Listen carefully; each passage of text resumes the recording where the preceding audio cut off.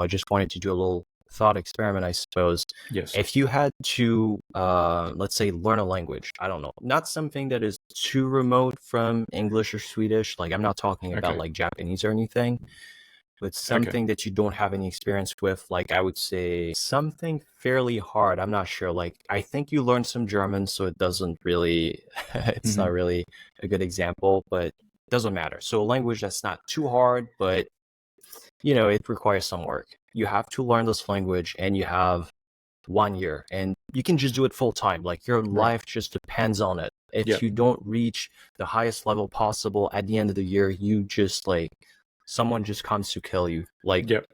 what do you do on a daily basis? Wow. Okay, that's putting it strongly. I like it. Yeah. Well, it still depends what it is, and I know you said something not too far removed, but let's imagine that it's something where I can't get a lot of the vocabulary for free. So let's rule out Italian and French, and well, French wouldn't be new to me anyway, but let's rule out anything that you could be considered a dialect of one of the languages I already know. So German's gone anyway, it's too similar to Swedish. Icelandic, Dutch, they're out. And so then you have to go up to like, I guess you're getting pretty far removed from English already, but I would still, it probably actually pretty similar. I would learn the first 3,000 words as fast as I could because I And know that, how would you do that? I would try and get a frequency list. Yeah, so this is assuming that there are some resources for it, hopefully, because Yeah, otherwise, sure. I think otherwise, that's reasonable. Yeah. yeah. So I would get a frequency list and I would either port that into Anki or get an Anki deck from Anki Web if there was one. But yeah, there are ways I would look this up for like 3,000 words, but if it were like maybe 500, I'd probably just do it manually. Because that's another thing. People are going to harass me for saying I would do it manually. No one likes to do anything manually, but you learn stuff Mhm. as you're doing the cards. You actually, as you're True. making the Yeah. cards, you take stuff in. And then I would set it to something insane. Let's say I did 3,000 words. I would set it to maybe 60 new words a day. And then I think 60 times 50 is 3,000. Yeah. Is it? Or is it 30,000? Wait, you said 16 words a day every day for a It's year, right? No, sorry. I would learn it faster than that. I would go through the list faster than that. Um, and any time that I wasn't, so I was saying 60 words a day, Oh, 60. Okay. and I don't know why my basic addition is failing me at the moment. But yes, I have no, a because 5 calculator right times now. 6 Yeah, is 50 30 days. plus, yeah, Okay. 50 days. Yes, it is. I was like, where's the extra zero coming from? 5 times Okay. 6 is 30. Add the 2 zeros, that's 3,000. So you've got 50 days then, a bit over a month and a half of learning vocabulary. And in any time that I wasn't doing that, I would try to obtain an audio book, because then I can have the book and the audio book, or anything that I can have the script and the audio at the same time. If it's a language that is on Pod 101, I would use the Pod 101 conversations, because Pod 101's a subscription for like $10 a month or something. So just get that Yeah, I for, love it too. Yeah. yeah, the first month, and then you've just got all the PDFs and the conversations. And I would just read and listen to those until I knew it by heart, basically. And assuming this is my full-time job, I think you would really only need 2 months, depending on how removed that language ended up being. And I really feel like you would probably be able to, if anyone's seen, and I won't give my full thoughts on it now, but if anyone's seen the channel Language Lords, it's a guy who, Yeah. I'm going to say, claims to be doing this kind of thing, like, you know,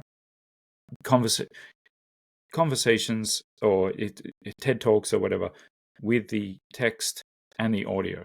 And that way you're learning to decipher the sounds, and you're learning what those look like on the page. And so you're learning to spell, not that it matters to spell correctly, but you're learning what those words look like, which promotes further reading and etc. I think that would only take about 2 months, and then like 3,000 words. Again, this is full time. This is crazy. And from there, I would basically just repeat, except without the 3,000 words in Anki thing.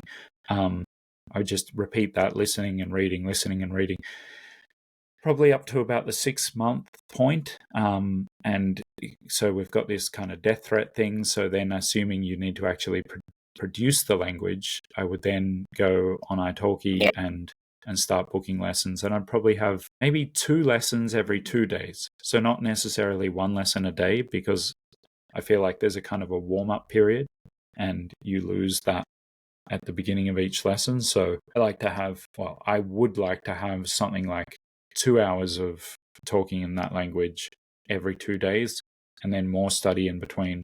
2 hours talking, more study in between. Also, ideally, you'd be recording the lessons, going back through, working out what you could have said, looking at your errors and thinking, okay, why did I make that error? What's the underlying assumption there? So like just listening multiple times, or actually like actively thinking about the stuff that you did wrong? I know I would be trying to correct the things that I did wrong. Okay. Yeah. Which is not a pleasant process, but if we have such a short time, I think it's necessary. And it's just like, if you can imagine you're getting the correct input from your ordinary input. So in this whole thing, I'm assuming at least, except for the days that you're doing the Anki as well, I'm assuming you can get 10, 11 hours of input a day. And so you're getting all the correct input, and every time you speak with someone, you're reviewing that footage, and obviously your natural input would then have to go down in the time that you spent doing that. But you're reviewing your own conversation, and you would actually know what you'd said wrong, as in you would be able to listen to it and think, no, that's not right, because I've heard it the right way 27 times now. And generally, I think the reason you say things wrong, because I often think that you can improve at a language and then start speaking it worse, because when you improve at it, you become more fluent at it, more automatic. So you start saying things that you associate with that automaticity, with that, with the way you would say things in your native language. So I have found myself in Swedish being like in this kind of flow state, and then just saying something that as soon as I said, I'm like, that wasn't right.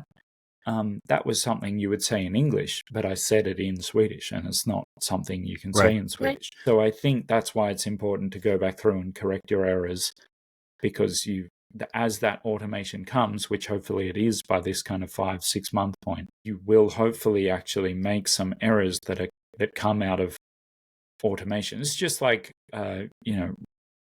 playing a sport faster. You might learn to play the sport perfectly at a slow pace, but as you play it faster, you will do things more sloppily and make errors, and then you've got to learn to make the correct movement, the correct this is for anyone, Australians or British people watching, this is cricket. This is how we indicate cricket. Right. You start doing those things more. You need to learn to do them correctly at speed. And that so takes fluency a kind development and fluency development. And sorry, what I meant to say was that as you get faster at something, you will make errors that you didn't make before, and you'll think, why did I make that error? I never used to make that, but it's because you're doing it faster. So it's a good thing. It's like just what I said then. Why did I make that error before? I didn't make blah, blah, blah. I said it so quickly. It's my native language. I couldn't say it that quickly in Swedish. If I tried to, I would probably make an error. So if we were doing this, I'm sort of inspiring myself just by saying all this stuff. If we were doing this kind of 1 year do or die scenario, I think you could get very good just by being aware of that fluency equals more errors problem and actively solving it. But yeah, obviously the problem would be motivation. And that scenario you laid out for me kind of scares me, because it's hard to take anything that's happening in a year seriously, or I find it.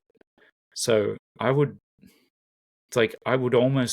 be able to be more effective if it were a daily threat or a 48 hours threat.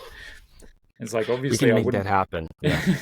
I wouldn't learn more language in that 48 hours, but But it's like it's I find this really hard. I think about it a lot, Yeah, yeah. particularly with diet.